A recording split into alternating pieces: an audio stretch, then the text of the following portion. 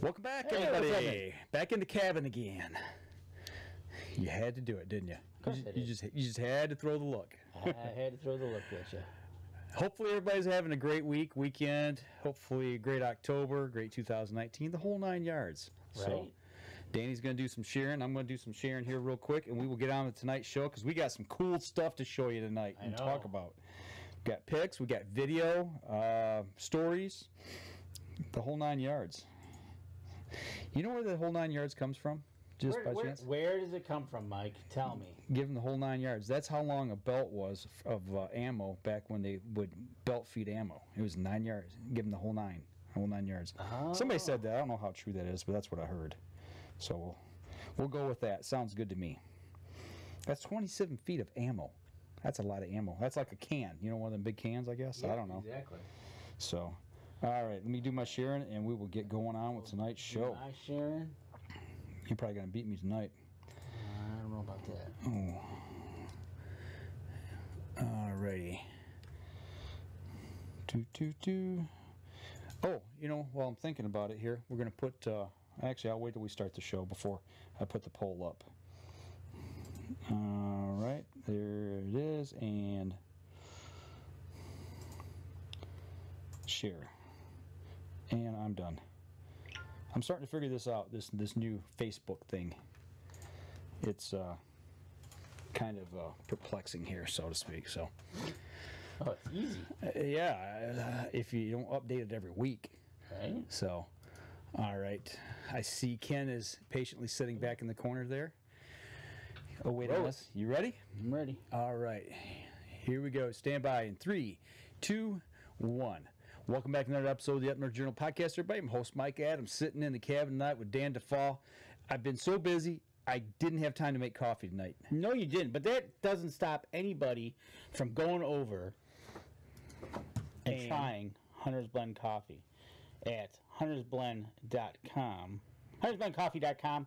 On your checkout, use the promo code that Mike's pointing at, or if you're listening on the podcast, capital UNJ, and you can get 10% off on your checkout. But that's not all. But wait, folks, that's not But all. wait, exactly right. You go over to Buck Baits. It's that time of year, folks. You got to get your orders in. The rut is going to start to heat up here soon. And we're going to be talking about this. We are going to be talking about that. If you want 20% off your order, you get over there to buckbaits.com. On checkout, use Up North Journal. Get 20% off on your checkout order. And then, after you've got your game on the table and you need to cook it up, you might want to go on over to Rebel 6 Rubs for 20% off again on your checkout. These are all great supporters of Up North Journal. Use the checkout code North Journal and you'll get 20% there.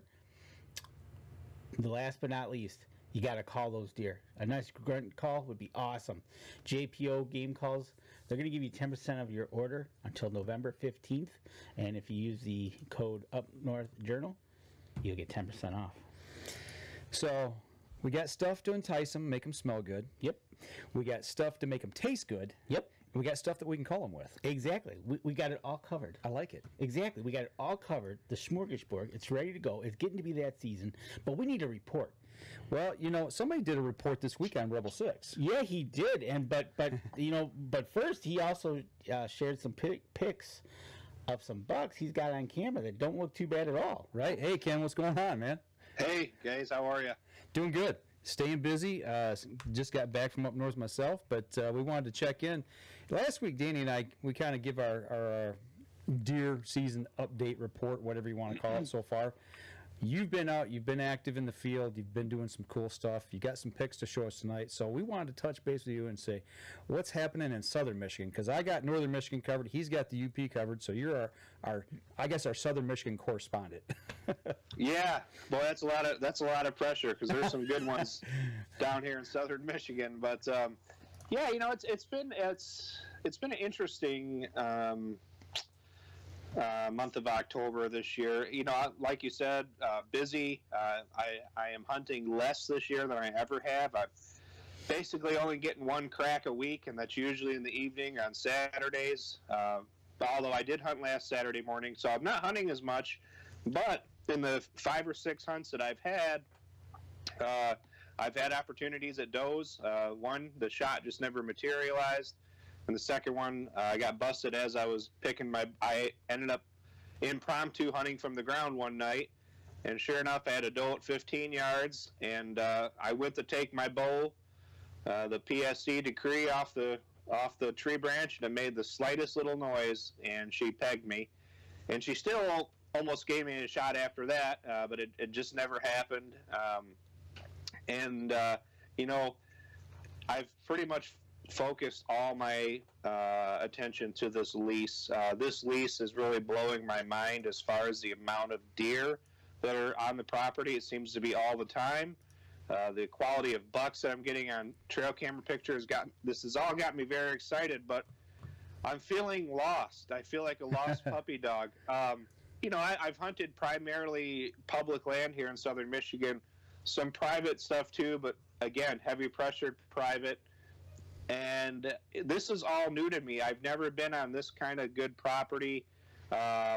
Doesn't matter what time of day I go in there, I'm kicking out 8 to 10 deer. I mean, it's one of the things I'm struggling with. I can't access the property. Don't matter which way I access the property, don't matter what time of day, I'm kicking deer out, and I'm lost, and I don't want to blow it. I feel like I've got this dream property. I may not have it next year, and I don't want to blow it. Right. You know what? You know what's going to happen is one of your sits is probably one of. I'm going to throw something out there that one of your long sits is going to be one of your best days, because you're going to get in there, you're going to have to blow them out, because it's obviously that you have no choice, but you got to give them a couple hours to come back once you're sitting wherever you are, whether you're in the tree saddle or you're on the ground. You got to give them time to come back, so that magical 10 to 2 hour might be actually a good one for you, because it'll give them time to circle around and come back. Speaking of that, have you been using the tree saddle? Oh yeah. I've actually hunted from the ground a couple times, but I've done I've done 3 hunts from the tree saddle and 2 or 3 hunts from the ground. It's been about 50-50. How do you like the tree saddle event? Oh, I love the saddle. I've been doing it since last year. I like it a lot. I still will go back to tree stands once I find a good spot. I mean, I'm not going to, for an all-day sit, I think I'd want a tree stand, honestly. But as far as the 2 to 3 hour evening hunts, the 3-4 hour morning hunts, I love the saddle, and it's just a really neat way to hunt. I can't say enough good things about it. I love it. That's awesome. You know, it's good to hear. You know, I know, for me, I don't see it, but I might try it. But you said you tried it last year, and I'd love to try it. And then you said you'd love to try it. But I just want to get your report from it and see how. The main advantage, and it is an advantage, I mean, don't get me wrong, there's still a lot of guys that aren't going to go to tree saddle. They're absolutely serial killer buck killers, and they don't hunt out of a saddle. It's not like some magic pill, but I like the fact that you can hide behind the tree. I like the fact that you can easily shoot 360 degrees around the tree. It is comfortable for 3 to 4 hours at a time. Well, that's I don't know, it's just kind of neat. I feel safe. You know, it's very mobile. Like you're with it's not big and bulky. Like, even though some of the stands are lightweight, you can move around. You can hunt out of almost any tree. You can before it's tree stand, the tree has to be almost just right. With the saddle, it doesn't matter. Well, that's it, right? If you're one that likes to play the wind a lot, and you're hunting over an intersection and the wind ain't right, all you gotta do is switch which tree you pick for the corner. You know, right. It gives you options right off the bat instead of I think that's the main thing. It's really, the saddle is really for the mobile hunter. That's who it's in mind for, is the guy that hunts mobile, plays the wind a lot. That's who really benefits the most from the saddle style. You know, and my cousin that I have who hunts with the saddle, that's his plan. He's gonna go not necessarily scouting, but he's gonna go on some jaunts, and he doesn't have to carry a tree stand with him. Right. But he'll carry the saddle with him, so he can just move along, and then when he gets comfortable, and he'll climb up in there. But that's awesome. So the doe busted you, and she was at 15 yards. Yep, on the ground. Yeah. So Yep. So far, you talked about when we first started the show that you're having problems getting in, you're busting deer, you're worried about that. Talk about that a little bit and what's going through your mindset on that, and how are you approaching getting onto the property and getting off the property, and what are some of the problems there? Well, I think I made a mistake right off the bat. I got this lease in September, and I went in there, and I found some deer runs in the timber, and I set up on those, when really what I should have did, my first couple sits there should have just been observation sits to see what in the world's going on there. And I didn't do that. And once we finally, the last time I hunted there on the ground when that doe busted me, I kind of got, and my brother-in-law who does the lease with me, he saw what was going on. He hunted a field edge. So now we kind of know that they're moving west to east in the evening, and we're not sure what they're doing in the morning. I'm assuming they're coming back east to west. So we're kind of getting a picture together of what's going on out there. There are some railroad tracks that run alongside the property that I'm thinking about using for access, not walking on the tracks, but on the side of them, to access the property instead of blowing through all the fields in the morning. So I've got some ideas with access. I've been reaching out to a couple guys I know from social media that seem to kill a lot of big bucks and a lot of deer, and they're private land guys. This type of stuff is all new to me, and so I've been kind of talking to them, picking their brain, and I feel like I'm getting a plan together, which with what to do with the winds and how to access it on them tracks. Okay, well, yeah, we're running through these pictures. You sent me 4 pictures tonight. I'm just kind of like flipping through them. Talk a little bit about these bucks. Have you named them yet, or do you not do that? I've never. I mean, in my head, I don't really name them. I always like, oh, that tall 8-point or that wide curly 10-point. Right. But yeah, I've never been one to name them. I just kind of know in my mind which ones I'm talking about. Right. But I haven't named any of them. I've maybe named a couple in the past, but I just, like I said, the tall curly 10, the tall 8, the wide 8, just stuff like that. I tell you what, that curly 10 now, he's looking nice, and that tall 8, is really he's nice. super.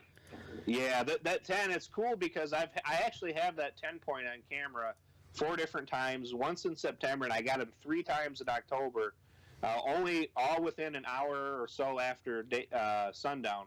Okay. So I know he's not too far away. And the guy 2 properties north, I actually got to know, and he's got him on camera too. So he's around. Okay. Oh, he's going to be a lot more around in the next couple of weeks. That's for Hopefully sure. he's around on your dinner plate. Yeah. Man, I hope so. That's the thing. We're getting into the magical Halloween week here, and I know for a lot of people it's going to start. The animals themselves are going to start, and things are going to start to happen. I think we've seen magic in the woods, right? Yeah. Well, let me ask you this. Okay, so we showed the 4 pictures there. You talked about different bucks you got on camera, some other smaller ones and everything. So, if given the opportunity, are you going to take the first buck that comes across you? Or are you going to be choosy? Are you holding out for one of these 4? What's your mindset there? Well, I've never shot a buck with my bow, and I really, really want to do that. I need to get that monkey off my back. Mm-hmm. But I have committed. I've told myself, because I have shot some 1.5-year-olds with my gun, and I do not want to shoot a 1.5-year-old buck. A spike or a 4-point, I would say, is out of the question. If a nice 6-point, that's a really exceptionally nice 6-point that I think is older than a 1.5-year comes in, I'll shoot it. But I'm really trying to age it. I just don't want to shoot a 1.5-year-old. I don't know. I say that now, but if one gets my heart pumping and I get excited, I'll shoot it. But as far as right now, I can guarantee you, I'm not shooting a spike. I'm not shooting a 4-point. I can say that for sure. And I'm not going to shoot some tiny little nubby 6-point or nothing like that. But I don't know. It's hard to say, man. It's like I go back and forth with it. I really want to shoot a buck with my bow so bad, but things have changed. I'm not going to the Upper Peninsula for deer camp anymore, so I'm going to be doing gun season on this property, and I got all the time off that I still had. So in my mind, I'm like, all right, I got to remind myself of that because I have a feeling some things are going to happen during gun season there. Oh yeah, definitely. So you're not going to go to the UP then? No, I've had some circumstances come up, and I can't go this year. It was a very hard decision, but that it's final. And I'll be honest, getting those trail camera pictures made that decision just a little bit easier. Right? Always does, doesn't it? Yeah. Well, in my mind, I'm thinking, I might not be able to lease this property next year. I'm hoping I will. We're going to offer some money. Right. But this could be an opportunity of a lifetime, and boy, I'd hate to not. I mean, I just would hate not to be there and miss out. Right. I'm sure. I don't know what it's like come opening day there, but I get a feeling it might be like a little pumpkin patch. Right. Well, I tell you what. Let's go ahead. We'll take our first break. We come back. We'll talk a little bit more about what your expectations are and what you've been seeing so far and what you've done to get ready for the season. But I do want to say, for those of you on the live stream, before we go to break, I had your name banner up, and I got you listed as bass fisherman. You're still a bass fisherman?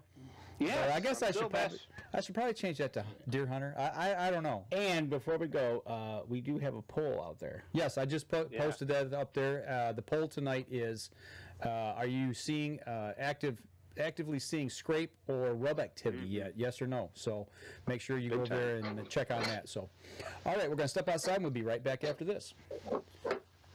And for anybody on the live stream, you got any questions for Ken or you got any questions for Mike or I, you got to stay tuned. Coming up later in the show, we've got some video that is going to be pretty incredible. That's all I got to say. It's Mike's pretty geeked about it. If it doesn't get any hunter geeked, what they see, then especially Michigan hunters, and that's all I'm going to say about that. Right. Oh boy. It's not Indiana property standards of where we're at down there, but I tell you what, for where we're at, it's the best I've seen in a while, in a long time. So I'm excited about it. All right. You guys ready? Yep. Sounds juicy. Yeah, it is. It's good. It's good. I set up to 3 in the morning looking at it. It's testosterone loaded. You got that right. Here we go. Stand by. 3, 2, 1. Welcome back. Second segment of the show. Sitting here talking with Ken Scicluna, bass fisherman, deer hunter, all the above. So go on, get that name right, the banner right. So we're just going to roll with that tonight. So here you go. We set it up in the first segment. You got a new piece of property. You're getting busted all the time. You've been out a few times. The doe's busted you. You're thinking about different access points to get into this property. So the next time you'll go out, what you thinking? What you got planned? What's the go-to thing? I've got a good wind on Saturday. I'm not going to work on Saturday. And I'm gonna use the railroad tracks for my morning hunt, and in the evening hunt, I went out. I actually went out yesterday during the rain when the rain really started, so I knew it'd wash everything away. And then I went out today in the middle of the day just to do a few more quick things. And I've got an access trail because I'm thinking I'm getting busted because the fields are all fallow fields where it hasn't been farmed in a few years. So it's knee to waist high, just natural growth with clover mixed in. That's what they're grazing on. And so, after you get busted 3 or 4 times walking the field edges, you start to think, well, they're either bedding in them fields or not too far from them fields. So stop walking through the fields, dummy. So I found a nice little trail cuts through the timber where I don't think they're bedding. And I just wasn't expecting them to be bedding right in them fields like that, but they are. Them does are. And it's there's 2 or 3 monster doe group. I'm talking 7 to 10 deer at a time I'm seeing. And so I've got an access trail now to go to a couple of my stands where I don't have to go through any fields, and then I've got the railroad tracks.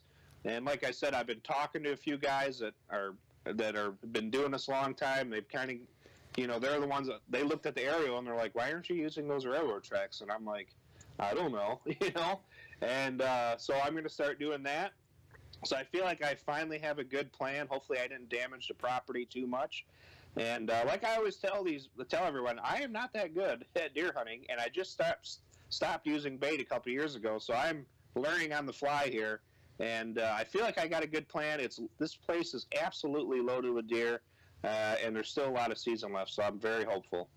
Well, getting out there and just by trial and error, that's the best education you can get. I tell you what, you're right. And when I hunted in Port Huron, we were walking woods on the right, field on the left. We're walking, looking in the woods. Then you look out in the field, and they're staring at you. Yep. Yes, That's when I learned right away. It's like, hold on, this game's a little different, because it was the funniest thing. You got the heads and eyes looking at you, and they're just watching us walk. It's like, keep on walking, boys. The one thing I will say about the railroad access, be very, very, very careful. Stay off of the railroad right away, because that is a huge, huge ticket. Make sure you stay on your property instead. No, I am. I'm going to walk the ditch line next to it. I keep saying I'm walking on the tracks. I'm not going to, like I said, I'm not going to walk on the tracks. The property butts right up to it, and there's like a ditch that I could walk, and that actually is nice because it keeps me down low. There you go. And I already looked on Onyx, and the property line goes right to that ditch. Okay. So I'm good to go there. But yeah, I'm definitely not going to be walking on the tracks. I don't want no part of that. Right. And on our live Facebook feed, Ron Gerchow, he hasn't seen any bucks or scrapes or rub activity as of last week. Okay. And Kevin Black, he hasn't had any rubs or seen any bucks since August. Kevin hunts. Not even on trail cam. Okay, Kevin. Wow. I know Kevin hunts near me. I think like 3 or 4 miles as a crow flies, and I believe Ron Garchow, he hunts just south of me. So you two guys want to watch the video that we're going to show here, because this is in Mike's area, and you guys are in that area. I believe. So. Yeah. It's. I mean, I counted about 10 scrapes today. Did you? Okay. Yeah, they're popping up everywhere. Okay, so with that being said, I know you do have some buck baits. Am I right? Yep. Yes, I do, and I actually I just started my first mock scrape today with some buck baits scrape enhancer. I figured it was a good time to do it right after rain. I actually started one and got a camera on it. And we'll see what happens. I've never really tinkered with that stuff too much. I'm kind of new to the scent game when it comes to that. I've fooled around with it in the UP once, so we'll see what happens. I tried to do it as scent-free as possible. Use the stick. Mm-hmm. I was in my rubber boots, tried to stay back from a little bit, and got it started. And we'll see what happens. I'm excited. Well, I've yet to really get a lot of information back from Indiana. We put 5 or 6 out there. First indications were we got a little bit of activity, just curiosity, and I've got 2 that I just put out up north at our Michigan property, and I put those out October 5th and 6th. So that's what the video is going to come from. So you just put yours out. Did you on your cameras? Did you put them on video mode, or did you put them on picture mode, and why? I put them on picture mode. I guess I'm just set in my ways. I should do video mode. I have it on all my cameras, but for some reason, I'm like, well, I feel like this is the safer bet. Just put it on picture mode and just let it go. It's a weird hang up I have. I like getting those pics, but the videos are cool too. I should try it. Okay, we'll talk about what I did and why I did it. Exactly. In the next segment. So. And speaking of hunters, Tim Cias had a young hunter kill a deer yesterday at the Outdoor Dream Foundation with velvet still on the antlers. Wow. Wow. And over the course of the hunt, there was 5 bears killed and 2 deer. Wow. Covered up in bear, man. Right. So he's got so down there, velvet's still on the antler. That's something must be up with that deer. Yeah, that's late. Be interesting. Yeah, definitely is. Yeah. That's cool. So you got the mock scrapes out. You're ready to go. Yep. You're looking at this Saturday, right? Yeah, this Saturday I'm gonna morning hunt. I actually went out today and I set up my sticks and I've got my tether already tied up in the tree. So Saturday morning, there's going to be no fooling around. I can just walk up to it, climb up it, and I'm good and hook in, and I'm good to go. And I'm going to sit as long as I possibly can. The weather. I'm kind of a weather nerd when it comes to deer hunting. Everything is pointing to a great day of deer hunting on Saturday, and then of course I'm going to hunt Saturday evening too. Okay, so you said you get out in the evenings. Are you playing these weather fronts? Are you trying to get in as these cold fronts are starting to move in? I would no, because I'm working so much, and I'm so tied up during the week, and I've been working on Saturday mornings that Saturday night is the only night I've been able to hunt. Sundays I usually devote to family and church on Sunday, and so Saturday night's my only night, and I do play the wind. Like, I will definitely set up my best of my ability according to the wind, but whatever the weather is Saturday night, I'm hunting somewhere. That's right. You know, Somewhere nice. you can't get them from the couch, so you might as well be out there. And that's the one thing. You got to be out there. You got to take the opportunities. And like you said, you're not hunting as much this year, so all the valuable opportunities. Well, you got to take advantage of what you can when you can. I mean, it's just the way it is. And I've got 8 days off for gun season, so I am really, and I've got the day off before I've got the 14th off, so I'm going to bow hunt that day too. Okay. All right. I got a message here from Tim about this buck, and he just sent me a picture of it. First off, this deer, it looks a little odd. I mean, it's just different. It's cool looking, but he said that the deer had no testicles, and I mean, hey, we'll just say it like it is here. That's probably a great indication as to why it was still in velvet. Right. Wouldn't you think? Absolutely. Absolutely. I mean, I got to believe that's why. So it definitely it plays a part in it, and that's the thing. But it's going to make a cool mount. It is going to make a cool mount. There ain't no doubt about it, man. That is going to be awesome. I mean, that is a cool looking deer. I wish I could put it up online here right now, but I can't. So. Right. So you just well, if the weather sticks out, we should have hopefully a positive report sometime Saturday. I hope so, from either Ken or myself. I'm heading down south. You're going down south. Okay. Yep. Cool. I'm gonna head down there and put in a week. Hopefully it only takes a day or two. That'd be nice. But right, I know how this game works. You plan all year and you think it's going to happen quick, and you got the best of ideas and intentions, and sometimes you eat tag soup. So hey, it is what it is. So right, but I tell you what, tell me it doesn't make it fun. Ken's got these pics in his head of these deer that are on his property. You've got pics of deer. I got pics of all these pics of these deer that we got running on the we're looking after and wanting, and it's like it's hunting. It gets you pumped up for hunting season for sure. There's no doubt about it. Oh yeah. As October's kind of went on here, we got just a few more minutes for a break. But have you? As you go out more, are you seeing increased deer activity on the property as the season progresses? Yes, and it's been kind of cool to watch that each Saturday that I've been out there. For the past 2 weeks, it's like last Saturday, it was like, all right, there's some scrapes starting to show up. And then I went out there yesterday during all that rain, and man, there were scrapes everywhere. I mean, it was on every field edge. There was 3 to 5 scrapes, all being used.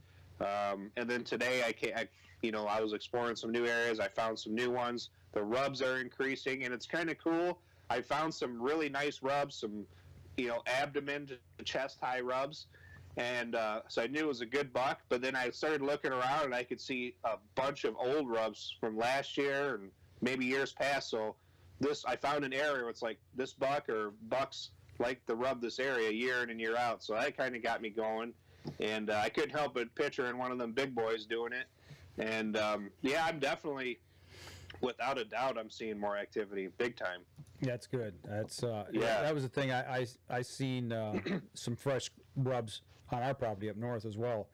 And when you start seeing those signposts, it definitely gets the blood kicking in. But that's cool that you're seeing what we call generational rubs, where there's rubs from the past and they're back in there again in the same area. So, generally they equate that to the same buck.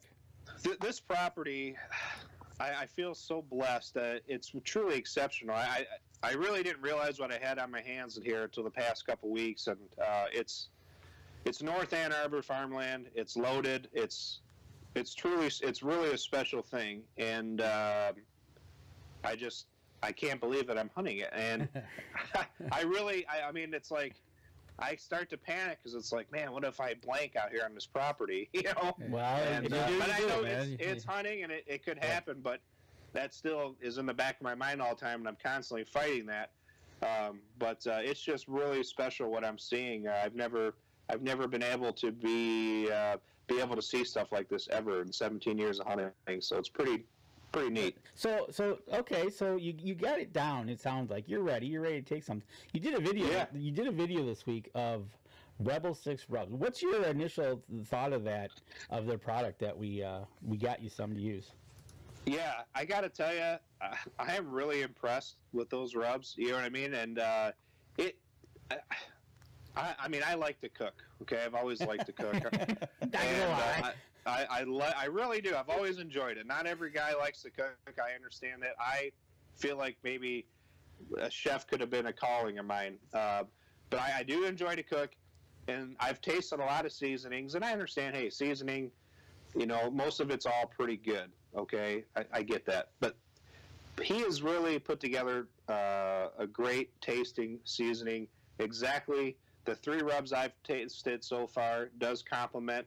You know, the spicy whitetail does complement great with the whitetail and beef, and the mild wild game poultry rub, bird rub, mild bird rub really complements poultry well. I've just used it on chicken. I'm not a bird hunter, but I can just tell, like, there was definitely a lot of I can tell he put a lot of time into creating those spices because it's just so good. I mean, the flavor is there, and it's just right.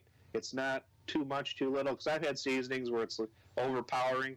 It's especially with the heat, because I like spicy, and he's just really put it together really well. I can't wait to try the bear rub and the stuff for pork. That's next on the list. Although I don't have any bear meat. My bear I shot 2 years ago, but I'm going to find something to use that on. I love it, though. I think he's hit a home run with everything I've tried so far. There you go. So we'll expect when you score, and we'll expect another report with the 2 you used, and so that's awesome. So yeah, I'm trying to think what I could use the bear rub for. But if you know what, I can ask him and he'll tell us. We'll come up with something. Yeah, we'll come up with something. So, and that dragon dust, man, this is going to sound ridiculous, and my wife thinks I'm ridiculous for the dragon dust. I'll lick that stuff off the back of my hand. It's so good. I don't even like. I know what you're talking about. But it's so good. I'll sit there and lick it right off the back of my hand. It is awesome. I mean, I told it. When I talked to it's like, man, that's my go-to. Yeah, I love putting it on popcorn. I put some in chili the other night to give it a little kick, and I tell you what, man, it's awesome. So, all right. I tell you what, why don't we step outside, take our next break, and come back. We'll continue the conversation. I'll give you a little bit of report on what I've been seeing up at our camp. So we're gonna step outside. We'll be right back after this. All right. Anybody out there in Facebook got any questions for Ken, or stay tuned for the upcoming videos we're going to show what Mike's captured off his game camera. Yeah. So, I got questions for the viewers. I know there's some big buck slayers out there. Give me some advice on the property. There you go, guys. What do I do? There you go, guys. Everybody, I tell you what, utilize your entrance, that railroad ditch. It's everything. Yeah. Especially if it's gonna play with the wind with you, man. If you can sneak in there, I can't think of his name, but he uses in Iowa. He uses ditches a lot and creek beds, and he'll come up and he'll just pop right up at his stand. I know a lot of guys, especially on flat land, will use creek and ditches as much as possible. So, I'm excited. If I get this next year, I'm excited because I can cut some access trails to the woods and make it nice and do some food plots. And if I get it next year, the options are limitless. But I got it so last minute. Right. Well, you just got to keep your fingers crossed and keep plugging away. Yep. So, all right, let's get to the next section because we got to get these videos. This is cool stuff. Here we go. 3, 2, and 1. Welcome back, third segment of the show. We're talking deer hunting tonight. We're talking buck baits. We're talking scents. We're talking scrapes. We're talking rubs. We're talking spicy rubs that you put on the meat after you get the deer. Right, exactly. We're talking all things deer hunting. It's the buildup. It's the buildup. When I was up in Labor Day, I put out some mock scrapes. I went back. I pulled my cameras. I had a little bit of interest from some small bucks that showed promise. I don't know what I'll get this time around, but you went out there and you set up a couple on some edge of fields, and you used the scrape enhancer. Yeah, as I knock everything over here, the deer musk scrape enhancer from Buck Baits. Right, exactly. So this is what I've been using, and I put, like I said, 6 of them out down in Indiana. Did 2 at our place up here in Michigan. So did the setup a little bit different up here than what we did down there. Remember down there we were putting a little enhancement with the earth scent. Yes. Letting that dry and then putting on this. I just put right in the dirt, the scrape enhancer in there. Yep, made the scrapes. On the first camera I set up, which I'm going to go ahead and pop the video here, is this camera here I put way too close to the scrape. You can see the deer.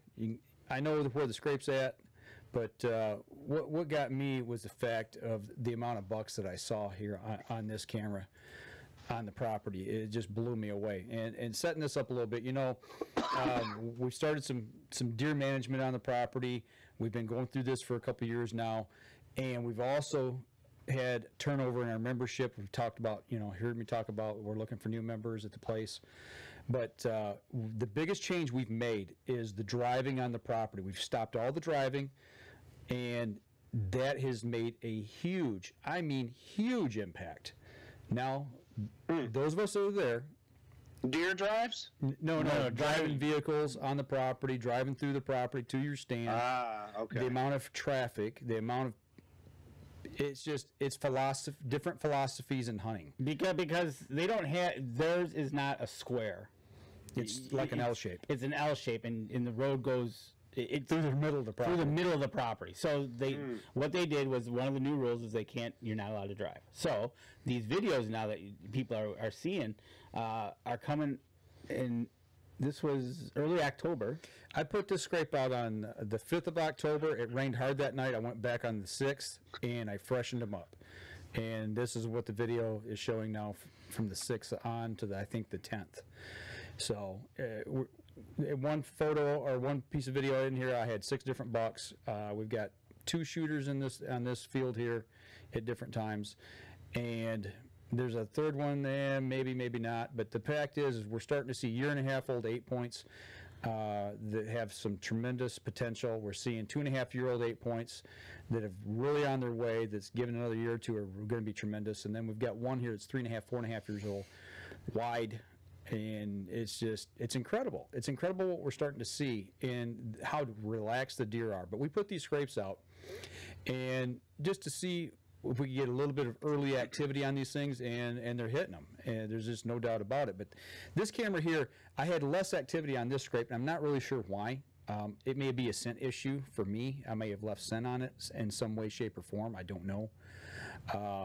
But they were using it. It wasn't being hit nowhere near as much as the other one that I did. So, but yeah, these videos that you can't see, but you'll have to go back and look at them. But it's just amazing. Yeah. The one deer comes right in. Mike's got it on the one camera. It's a little high, so he ducks out. But then when he comes back up, he's almost doing a lip curl. It's awesome. It's kind of cool. It's it's just seeing deer activity that this is the reason I put it on video, and I set my cameras on 1 minute to run 1 minute, because 10 seconds really doesn't give you enough of a profile to see what's going on a scrape, to see the activity, see the interaction between deer. That's why I set it to a minute. Now I only got 64 clips of video on this before it actually quit running because the card was full. That is one thing. I was using a 16 gig card. And yeah, you limit yourself that way, but it gives you a great insight into what's actually going on the property and what in front of that camera. You can see interaction between deer, how they're interacting. It's, to me, you get to look at the profile of the antlers. You get to see them straight on, depending on how they're turning their heads, versus a picture. And that's why I switched over to start doing this, at least on these two cameras. There's the lip curl right there, Danny, you were talking about. Oh, there it is. So for those of you that are on the podcast listening, go to our live stream, which you'll put up on Wednesday on YouTube, or check us out here on Facebook. Go back and watch this, because it's like I said, it blew my mind. And plus, too, you can. I like the idea of video, is you can kind of tell with pictures, but you can get a good idea of where they came from and where they went after they walked away. You know, you kind of get an idea where they're coming from, where they're going. The other thing that I noticed is in the background. There was times when I seen deer in the background. You can't really tell, is that a buck, is that a doe? And all of a sudden you see the head come up and you see the headgear. And I'm talking, 150, 200 yards away. And when you see headgear at that distance on a camera, and you can tell it's a buck, you know it's a good buck. Yep. And Kevin Black is, you said he hunts around you? Yeah, he's probably less than 5 miles as a crow flies. He thinks he's got that wide 8 on the trail camera. He'll send you a pic of it. Oh, boy. Okay. And then Mike, Country Boy, I'm going to blow up this last name, Cocus, loves hunting Ann Arbor. The deer are more relaxed with the noise. And are some shooters out there hunting the north side of Ann Arbor, it sounds like. So so am I. Okay, so now I'm going to switch over. Now, if you remember on last week's show, this is the buck here. I got a picture because I took this off a screenshot off of my camera because I was rolling video right before I shot at him.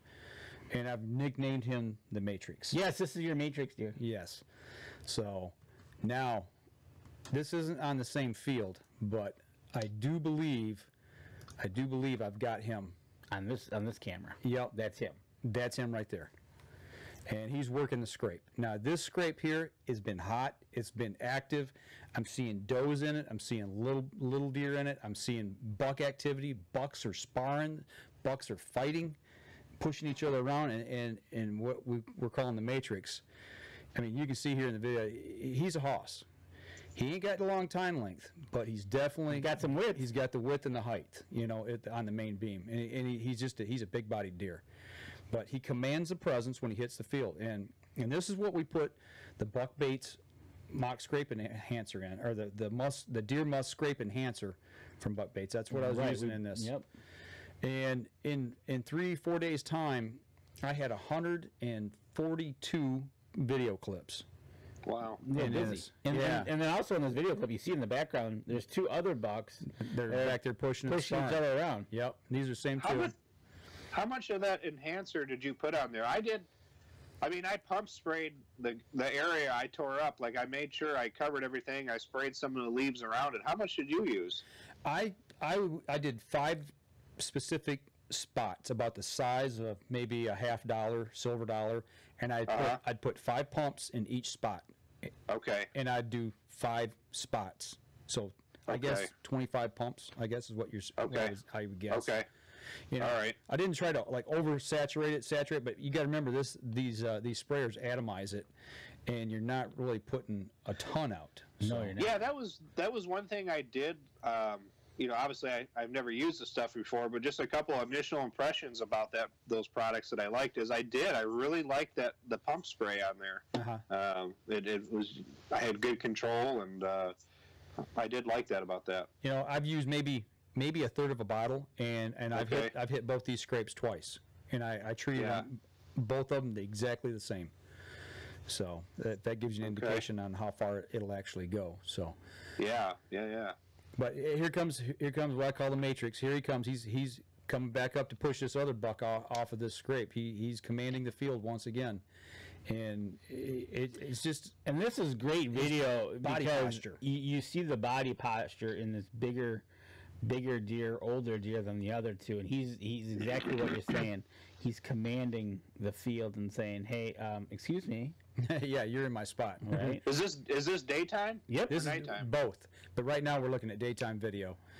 So. What time of day? It is 7:11 p.m. Okay. Just before dark. Okay. Just before dark. Yep. Yeah. Yeah, so And it's on the edge of a field. It's on the edge of a food plot, and Okay. I got overhanging oak tree. So that's what the licking branch is.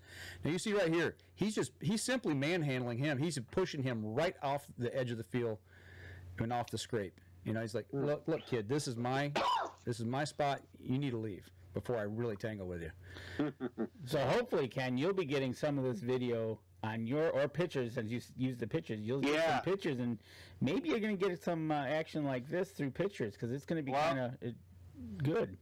I put it on a field edge about 100 yards down from an active natural scrape that I set up my saddle. I'm hunting over a scrape that's getting hit pretty hard on a field edge, and then I started a mock scrape about 100 yards down, so I can't wait to get out there.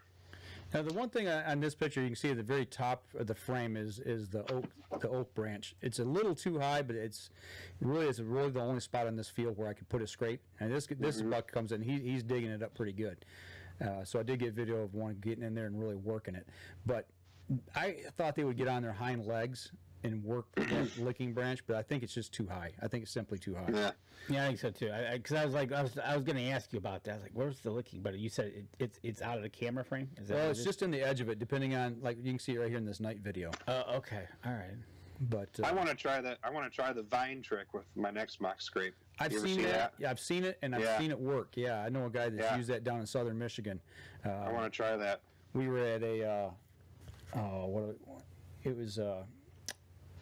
wildlife cooperative coordinator put it together for us, a workshop for co-ops, and we went down to a co-op, and this gentleman took us across his property in the middle of the summer and showed us how he was utilizing the vines. Yeah. And you could tell where they've been using it. It worked really well for him. Yeah. But this video, it's just it really blew my mind to think this time of year we're seeing bucks starting to I think this is more than sparring. This is starting to get into a territorial situation where they're starting to push each other around a little bit. They're not true fighting, but it's like it's battling for dominance. Well, what you're running into is you've got a lot of bucks that are close. Mm-hmm. You don't have they have to set precedence of what's going on. Exactly. Yep. Mm. But so if you get a chance, you might want to try putting a little bit of video on, and I think just see what you get. I'm one of them maybe. I've got 2 cameras I don't even have out right now, so which I'm going to be putting out real soon. So I guess the thing that I would say is try to maybe use a 32 gig card. I was using 16. A big card. Yeah, I was using. Yeah. Okay. I think. Well, I had a 32 and a 16. The 32, I got obviously twice as many videos. So, but yeah, it definitely changed the way I look at the property.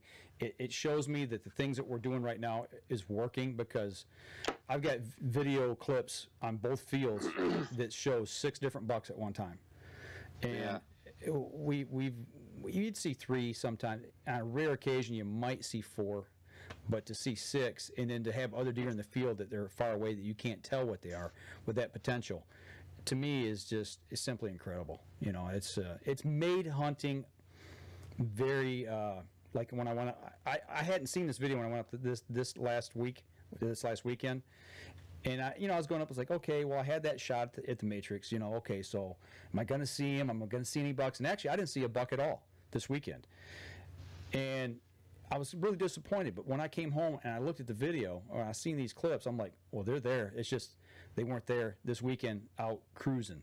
The thing that I noticed was the does that came into the food plots were very, very skittish and apprehensive.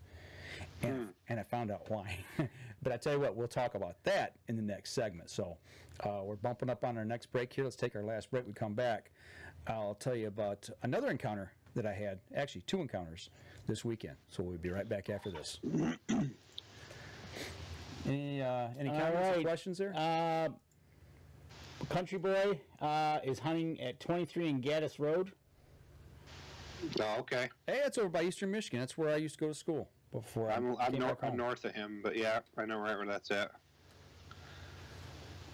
Okay. And Ron Gerchild says, hang some hemp rope from the branch with some scent. Actually, great idea, because I've got some, and the bigger around you can get it, the better. I've got some, but I haven't used it. I've still got it hanging up at camp, and that's going to be the next thing I use for like a licking branch type situation. Yep, okay. Yep. Cool. So that's coming. Hopefully Next year I want to start mock scrapes in like July. Well, Really that's the whole get thing. them established. Well, that's the whole thing you've talked about already, right? With this property. Yeah. If you lock it down early, you can start. You know, if you can get access all year round, you can start getting your cameras out earlier. You can start grooming the property the way you want it or need it, as long as they're okay with what you're doing. You know, that's the thing. So, you know, hopefully this just gets your feet wet, and you can talk with whoever you're leasing it from and get it locked down for next year. Absolutely. Oh yeah. All right, here we go. Stand by in 3, 2, and 1. Back for the last segment of the show, everybody. Sitting here on a Sunday night, October, what is it, 27th? It is October 27th. Halloween's coming up. Halloween is Thursday. Man, how many times do we see and hear of deer getting killed around Halloween? All the time. Yeah. Halloween buck. This is the week. This is the week to start getting out. You're going to get heavy pre-rut. Start some chasing here real quick. What we just saw from just the video I had, that was from the 6th to about the 12th of October. Can't imagine what I've missed because my cards were full. Right? It's a good problem to have, I guess. But all here is said and done. It's good that you're going to make it to that. Yeah. Because you almost became prime grade A on the menu again. Yeah, I had another close call. You know, last year you brought this up about because you said 3 encounters, and it made me think. You said no. You're talking about last year when I got surrounded by 4 packs of coyotes on the property. So, kind of taking a little quick step back. I got there Friday afternoon, shot my bow. Thing was on, so I got. That's a question for you. How often do you shoot your bow before you go? Do you shoot your bow before you go out, Ken? Almost always. Okay. I almost always shoot before I go out, or if I'm morning hunting, I shoot the night before. Yep. Okay. I just wondered because I do the same thing. I got a bag I carry up. I have up north. I shoot the whole season through. Okay, good. Because that it just builds confidence, number one, but it also makes sure that something hasn't been bumped on your sight. So I shot, got everything ready, and I took off to a ground blind in a spot that I haven't hunted before, but I knew where it was at. And that's the other thing about the way we're working our property now is it's no longer an area that you hunt that's just one area, it's yours, and somebody else got another spot. We got the whole place that we all now have access to. It's changing that mindset and working together, sharing information. So I've never, like I said, never hunted this area before. Went up there, had a ground blind, got in it, got set down, and I got in really early. And so I'm sitting there just kind of chilling out. Beautiful day, sunny. I'm thinking, probably not going to see a whole lot. And I did. I only seen 4 deer, but I watched 2 young does come in the field for an hour and feed through. And then as they left, 2 more came in, and the biggest one, I thought, do I shoot? Do I not shoot? I don't know. Do I want to shoot her? And I'm like, no, you're here to just check this area out. Don't disturb it. If you see a buck that's a shooter buck, then shoot it. Just take it in. Well, she actually got within 5 yards of the blind. I was sitting next to a white pine tree, and all of a sudden I see his head stick out right beside the pine tree. I'm like, oh, okay, that's where you went. And she almost jumped in the blind, but she laid down the field off to my left, about 15 yards away, chewing her cud. And I'm like, really? Hey, you said you weren't going to shoot me. Yeah, and I'm like, come on, man. It's getting that last hour. I'm like, you're not just going to lay there, and I'm going to have to bust you to get out of here. I don't like busting deer to get out of a stand. Finally, she did get up and leave, but yeah, she just sat there and chewed her cud and got up and finally walked off. So evening comes to an end. I'm walking out down a little 2-track, and it cuts to a big farrow field that used to be a huge food plot. Grass in that field is chest high. And I see something bounding through the field at about 40 yards. And I'm like, I wonder if that's a deer. So just enough light, I threw my binoculars up, and I just see the head coming up. And I'm like, is that a deer? And I'm like, oh, no, it's not, because at about 60 yards, it finally popped out on the 2-track, and it's a coyote, about the size of a German Shepherd. And we locked eyes. For about 10 to 15 seconds, that thing stood there and stared me down, and I'm staring it down. And I've got my bow, and I got an arrow already knocked, and I got my release. I'm like, okay, just come on. If you want to come over here, we'll play. And it just took off. It ran off. So, okay, whatever. So, I made my way back to the camp. Next morning, it was cold. I mean, it was 25 degrees. Yeah, it was cold. You didn't have the right clothes, did you? I did not have I didn't have my heavy like rifle season clothes with me, so I stayed tucked in bed. I was like, I ain't going out. It didn't get above freezing until after 10 o'clock in the morning. That's all. I would have froze. So I'm like, no, I'm not going to sit in a tree stand because it's just going to be miserable.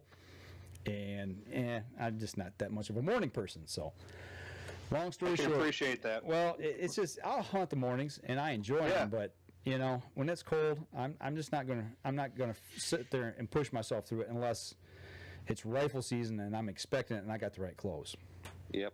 So anyway, long story short, we get to the evening hunt and I go hunt the field where the matrix was.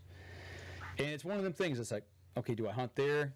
Do I hunt the swale where I put a new stand up last year because I seen trails cutting across the 2-track leading right to it. There was 2 of them and they were hot. I mean, it looked like a cattle path going through there. And I'm like, yeah, I don't know. No, I'm going to go where the matrix was. So I made my way down, got in the stand, actually rode the bike down. I'm telling you guys, if you're not using e-bikes, you got to get one, man, if you can afford them, because I tell you what, it's made a difference in the way I hunt. Long story short, I get off, park the bike, get in the stand, and I sat there, man, probably 3 hours before I saw my first deer. And I saw 10 deer this evening. They were all does. But right before dark, at about 6 o'clock, I had 2 does enter the field. And the older matriarch doe, she saw that there was something in the tree stand, but she couldn't make out what I was. She couldn't win me. She tried to win me, couldn't win me. She kept staring. She'd walk around in circles, looking. She got within about 10 yards of me. And she finally just like, okay, he ain't going to shoot me, so I guess I'm going to feed. She turned her back to me and started feeding.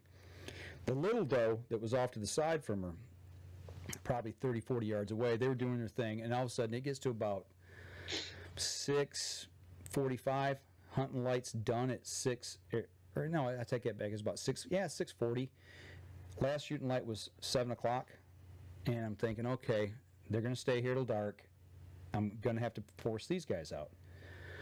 By the time I'm thinking that, I hear the coyotes cut loose, pack of them. Or actually, first it was one solo cut loose. And the deers pick their heads up, and they're looking, and kind of look at each other like, yeah, I know what that is. They go back to feeding. About 30 seconds later, the pack lights up. When the whole pack lit up, that little one picked her head up and looked at the mama doe and ran over to her. And I'm like, okay, she knows what this is. Yeah, she knows the game. And she stayed close to her, and after about 30 seconds, she was like, come on, Mom, let's go. And she took off to the edge of the field. She started running across the field. And then the mama doe kind of fed behind her a little bit eventually. And they caught up to each other at the edge of the field. And I watched them walk off the edge. I'm like, well, by now it's like 10 to 7, 5 to 7. I'm like, I'm just going to go ahead and get down, get my stuff together. Meanwhile, I hear crunch, crunch, crunch behind me. I'm like, uh-oh, this is a buck coming in. I get ready. This is right before I'm getting ready to get down, and I turn and look. It's a big old fat porcupine. He gets within about 10 feet of my stand, looks up at me, and I start lowering stuff down. He stays until I start to come down, then he took off. So I get on the ground, and I'm about 100 yards from my bike. And between me and the bike is a dip in the field, okay? And when you hit that dip, your head level is just above ground level, okay? So as I'm starting to come up that rise in the 2-track, about 40, 50 yards ahead of me, I see bounding. And I'm like, what in the world? And all of a sudden, I see it was a coyote on the 2-track. And I'm like, uh-oh. And I had an arrow in my hand. I had just taken it off the bow, and I had the bow in the other hand. And this thing stands there and sizes me up. And I'm like, okay, gonna play? So I knocked the arrow, and when it hit the string, you hear the ping. Yep. It picked its head up even more and looked at me and started running at me. My release is in my pocket. So I'm fumbling trying to get in my pocket to get my release out. Here comes this coyote at me, and he gets to about 20 yards of me, and then he just freezes and puts the brakes on. I'm thinking, man, I'm going to have to just jam my bow at this thing, And when he stopped, we looked at each other, I don't know, 3, 4, 5 seconds. And then he finally like, wait a minute, that's a human. That's not a deer. You're bigger than I thought. Yeah, you're bigger than I thought you were. And he turned and ran in the swamp. But you want to talk about making the hair on the back of your neck stand up when you get a coyote charging you? You know? I mean, and it wasn't like he was walking. He came at me on a run. You almost was. you were a main course, buddy. Big old fat boy here fumbling in his pocket trying to get a release out, you know? But, yeah, it was interesting. You know, I can imagine that because Ken's got a fear of mountain lions jumping on him in the UP. Well, I do, and I do, and that's always spooked me. And I've been stalked by a pack of wolves up there too, and that was quite a hair-raising experience. I get what you're saying. Well, when That things stuff's can scary. eat you, yeah, I mean, it puts a whole different mindset, you know. And I didn't have my carry pistol with me, you know, because legally, if you've got a permit, you can carry while you're bow hunting in the state of Michigan and a lot of other states. Well, ding dong me left it back at camp. Well, that's the thing, you know, because I could have shot it. Right, you could have, but with mountain lions, you won't even know they're there. Oh no, it's beyond you, yeah. Yeah, so don't worry about the mountain lions. I worry about the wolves, yeah, because you can hear those coyotes for sure. Yeah. Because when they start moving around, you can hear them. But mountain lions, nah, you're toast. No doubt about it. It was a cool experience having that thing come in that quick on, you know. I mean, I wasn't like, oh no, what do I do? I was like, it's like, hey, you come up to me, I'll take the arrow and the bow and I'll jam you with it, you know, whatever I got to do. Go ninja. Right, you know, but. Yeah. And afterwards, I'm thinking as I'm getting on the bike, I'm like, that was pretty cool. But when I was fumbling for my release, I wasn't thinking it was cool. You know, it's just one of those things. But go ahead. No, I was just going to say, I walked up on a coyote one time, and it ran away from me, but then it stopped, and it barked at me, like barking like a dog at me for like 10, 15 minutes. And I'm like, what is this thing doing? Calling his buddies. That's what I was thinking. Like, is that what he's called? Is that like a call to arms or what? Right. You know?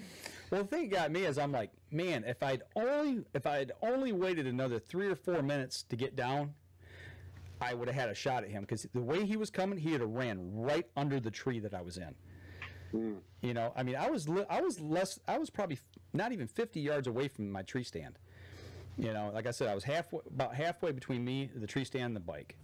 And it could have gotten real fun there if I had just waited. But, you know, you never know. You just don't know what's going to happen. When you're ready to get down, you get down. That's right. You know, it is what it is. And but you got to be out there to experience all this stuff. It is. And I think about, you know, on the way up, I was thinking, you know, Danny, you and I have talked about this so much lately. And I know, Ken, you've heard us talk about it, about, you know, you never know when your last hunt is, you know. And I'm driving up. I was driving up Friday afternoon. The sun was out at that point in time when I got north. The leaves were just ablaze. I mean, you know what I'm talking about. When you get up north and you just see all the colors popping, you know, in peak and the peak fall colors. And I'm driving down through this road, and it's just the canopy is covering, and it's just like it's on fire. Right. And I'm thinking, you know, I turned 54 last week. I was born in the middle of fall, so this is my 55th fall that I've got to see. How many more times do you get to see that? You never know. And how many people don't get out and enjoy the outdoors? And it just goes to show you, your birthday was Wednesday. I was quiet about it because I didn't want to. You didn't want to, you know. I don't say anything about it. Didn't want to upset the old guy. You know, you got to watch because they get a little irate sometimes when you talk about their birthday. You're not that far behind me. But you know, but to celebrate, you and I after the show are gonna have some. Are you kidding me? Are gonna have some cupcakes. I did not see that coming. Yeah, nice. So we're gonna do cupcakes, huh? So I have to work out extra at the gym this week. That's right. Gee, thanks. So happy birthday. Boy, I should have been in studio tonight. You can have my half. No, you can eat the whole thing because I tell you what, it was funny. And then to hear these stories, like, man, he almost made it a couple days past. Yeah. But you don't ever know. And I got to thinking as I'm driving, and I took pictures while I'm driving, you know, with my phone and everything. But I was like, how many people miss this? How many people miss the experience of getting out and seeing bucks do their thing? How many people miss the experience of seeing a porcupine, you know, come up close to a tree stand or get close? I mean, hairy eyeball to hairy eyeball with a coyote. You know, not once but twice. You know, And just think, Ken, you're just starting out this with your little one. You know, and so you've got all this to look forward to, and that's going to be so awesome each step of the way. yeah, it's sharing the outdoors. Sharing it, and it you know, I can really relate because I think about that. I don't so much think about. I'm not to the point where I'm like, what is this? So I should think that, but it could be my last hunt. You can die at any time, but I've thought about it, and I've told people about this. You know, I have seen so much cool stuff hunting, from turkey hunting or deer hunting or small game hunting or even on the water. As outdoorsmen, we see things that nobody else really gets to see. Absolutely. You don't get to see a three-legged coyote come into your turkey call. You don't have an owl swooping down on your hat because it's made of rabbit fur. I mean, or all these little type of things that I've experienced, and everyone, all of us that spend time in the woods, the general population that doesn't do this stuff, they just don't get it, and they'll never be able to experience it. And some of them don't care, and they like it that way, but I have a feeling I tell some of these stories to people, and they almost don't believe me when I tell them this stuff. Oh, we've had people tell us that we're lying. I mean, on different stories, things. You know, you see a flight of trumpeter swans come over while you're sitting in a tree stand, you know, and they're honking and getting ready to hit the water on a morning, and the steam's coming off the lake. You know, it's just you can't describe in words what we see. Even a picture really doesn't tell it. You have to experience it.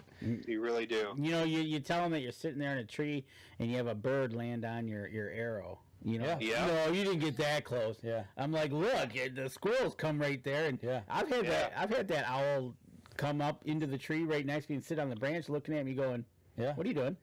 Yeah, and then then I start thinking, man, you could have clawed my eyeballs out. Just the other day, you know, a couple weeks ago, for when I first hunted the lease, and this has happened to all of us a lot of times at deer hunt. But I just, for whatever reason, I thought I had that doe was right underneath my tree, and for whatever reason, the next day I said, man, how cool is that? I had a wild white-tailed deer right underneath me, you know. To me, that I just take that stuff for granted sometimes. Like, it was right there underneath me, that close to a wild, and it didn't know I was there. You know what? You try little things like that. This is what I try to do when I've got them and they're directly under me. I'll lean over and I'll drop a spit wad on them. It's like I'm gonna mark them, you know. So the other deer come up and go, "What human have you been hanging out with?" You know. It's one of the little things I like to do when I'm out in the woods. You know? It sounds stupid, but you know, when you're that close, then you can drop a spit have a little ball fun on them. Yeah, it's just fun, you know. Yep, that's right. And you got, like you said, you're just starting out with your little one. You've got a lot to show. Yep, absolutely. Yeah, I know. I hope I do get to get a deer, because I really want to get a deer this year. I want him to be around a deer. Hey, look what Daddy got. I want to drive him to the butcher with me to drop the deer off and see the and even at a young age, I really want that so bad, you know. Yeah, they need to know where their food comes from. You know, sure. Really, you know, there's something primal about that. We started teaching them that. Yeah. Kevin Black says he had a barred owl land in his tree stand 2 different times this weekend. One at night and one in the morning. 2 different trees. That's cool. awesome. Yeah. I watched a hawk tear a squirrel apart this year. My first morning set. That's awesome. I was like, that is so cool, but that is cool. Did it do the squeal? Did the the squeal? Absolutely. Yeah. And then all the other squirrels around the area just went crazy. Yeah, I bet. So, but it's just cool stuff like that. But and we got more to come, and hopefully we'll have a lot better reports here as we go forward, going into the prime time of the hunting season for us. Up North Journal needs to get on the board. That's right. We need to get on the board and get one on the ground. I want to shoot a doe so bad. All right, guys and gals, right here. Get over to Buck Baits. Get some of this scrape enhancer. Get your scrapes out before it's too late. You know, they got the Estrus Max. We got regular doe urine, doe and heat, and you've got it in synthetic. So get that stuff out there. This is ATA approved, so it's legal to use in Michigan. I'm telling you, you just saw the videos.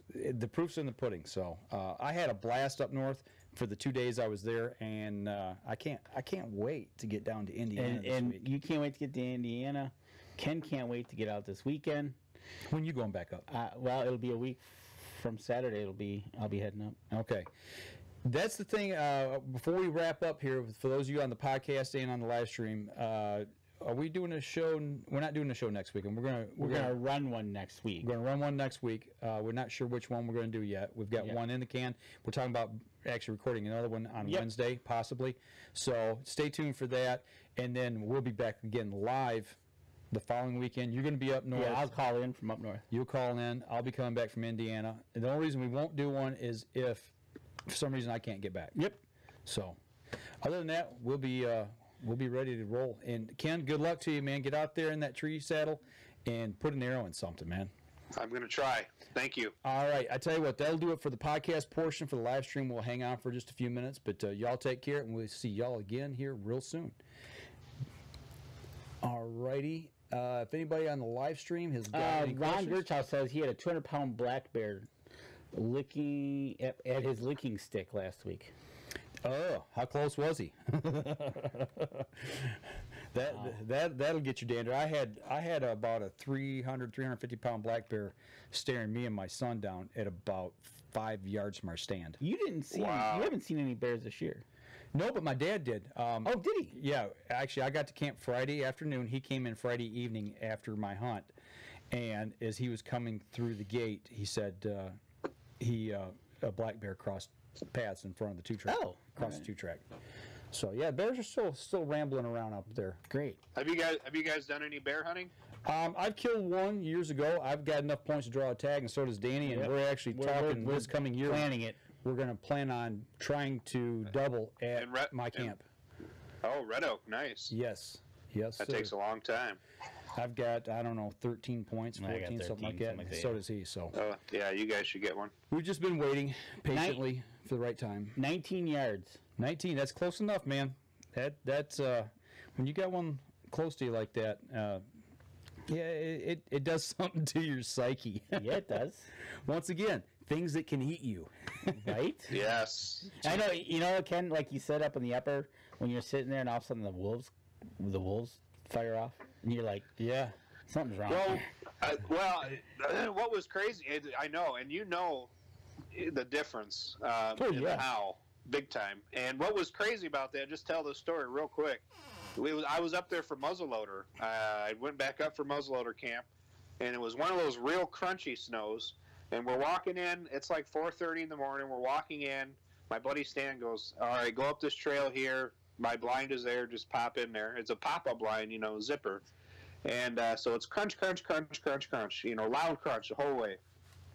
I get in this thing, and I zip up the door. And as soon as that zipper went up, a wolf let out a howl so loud, probably. It sounded like he had to be 50 yards or closer to me. And then a bunch of wolves started howling all around me. And as loud as I was being, there's no way they didn't hear us walking in that snow. They were following us, and they didn't like that zipper. And it just freaked me out because they were following us that whole time, and we never knew it until I did that zipper. It's zipper. Because they were just probably right on top of the snow, Yeah. Oh, yeah. They'll walk, and zippers get stuck in their teeth. So and it's like, They floss with it. right? Yeah. But you talk about freezing up, man. I popped that primer into my muzzle loader, and I didn't move until daylight. I bet. That was a long 2-3 hours, man. All right. Anything going on over there? We're all set. All right. Well, we're going to wrap up the live stream tonight, folks. And as we said, we'll have a pre-recorded show coming next week. And hopefully we'll be back on the week after that. So y'all take care. Ken, hang on for a few minutes here. As soon as we get done here, we'll chat with you. So that'll do it for us. Y'all take care. Good luck. Be safe while you're out in the field. And get out there and put an arrow in something. And if you don't get out until rifle season, then put some lead in something. Send us a picture. Y'all take care. Mm-hmm.